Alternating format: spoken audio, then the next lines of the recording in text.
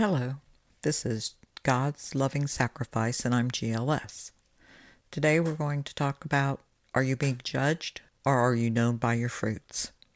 People love to use the scripture in Matthew 7:1 where it says, "Judge not, that you be not judged. For with what judgment you judge, you will be judged, and with what measure you use, it will be measured back to you." But if those same people would continue reading down to Matthew 7:15 through 20, they will read where it talks about, by your fruits you will know them. The scripture says, "Beware of false prophets who come to you in sheep's clothing, but inwardly they are ravenous wolves. You will know them by their fruits. Do men gather grapes from thorn bushes or figs from thistles? Even so, every good tree bears good fruit, but a bad tree bears bad fruit. A good tree cannot bear bad fruit, nor can a bad tree bear good fruit. Every tree that does not bear good fruit is cut down and thrown into the fire. Therefore, by their fruits you shall know them." I mention this because many times when you're talking to someone who disagrees with what you're saying, they like to come back and say, "Well, you can't say that, you're judging me." Well, they are correct. We cannot judge them, but we can discern their fruits. And we can discern whether those fruits are good fruits or bad fruits. Galatians 5:22, the scripture talks about the fruits of the Spirit. And the fruits of the Spirit are love, joy, peace, long-suffering, kindness, goodness, faithfulness, gentleness, and self-control. When I disagree with what you are doing, it's not that I'm judging you, it's I'm naming your fruits. There are also works of the flesh, and those can also be named. So when you are doing something and you feel that you're being judged, you have to look and see if what you're doing matches up with the fruits of the Spirit or if it matches up with the works of the flesh.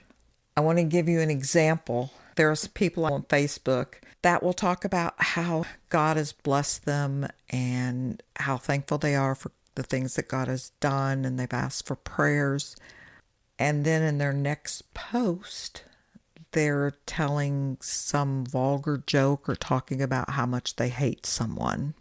When people do things like that, what fruits are the people going to remember?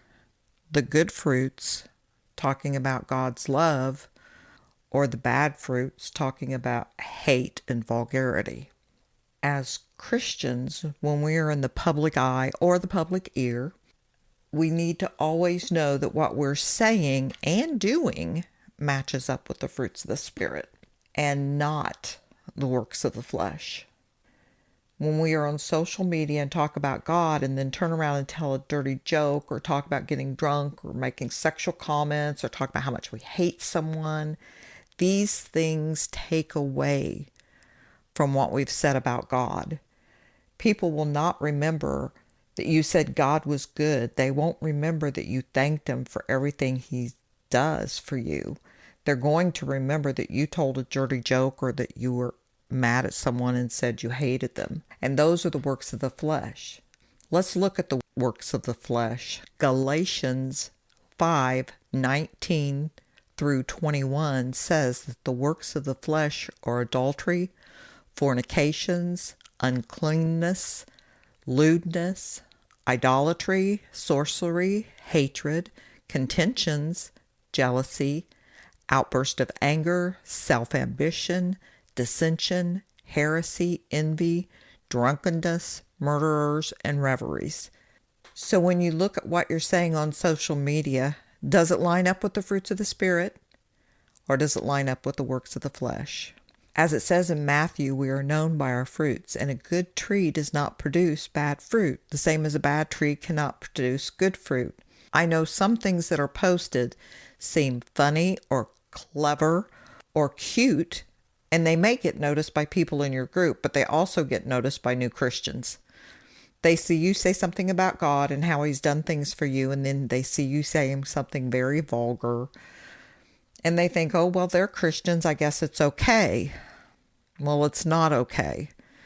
Matthew says we're to be aware of false prophets.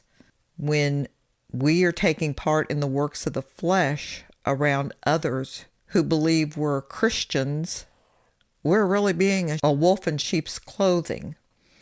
Mark 9:42 says, "But whoever causes one of the little ones who believe in me to stumble, it would be better for him if a millstone were hung around his neck and he were thrown into the sea."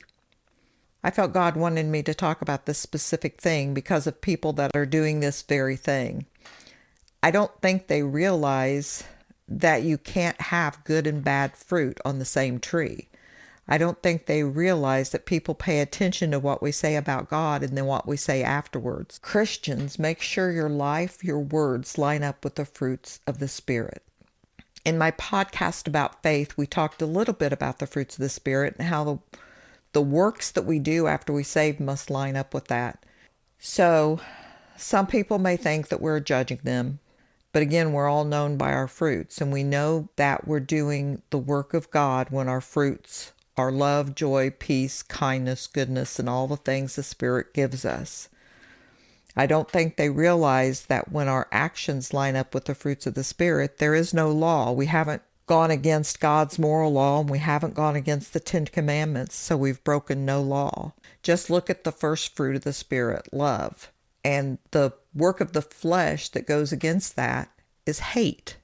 Then you have peace or contentions, long-suffering or outburst of anger, kindness and dissensions. You have faithfulness, adultery, gentleness, murder.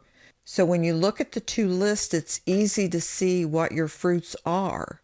You can't talk about God and what He's done for you and then talk about how much you like to go out and get drunk and not remember what happened the next day. You can't give God the glory and then say you hate people. You can't thank God for the peace that He gives you in your life and then go out and talk about how you'd like to ruin someone else's life because of the way they treated you. Judging is knowing a person's heart and soul. We can't judge a person. Only God can judge a person. But we can discern a person by the fruits that they bear. So the next time someone comes to you and you're trying to talk to them about God and they tell you you're judging them, we can discern the type of tree that they are and the quality of their fruit. Thank you.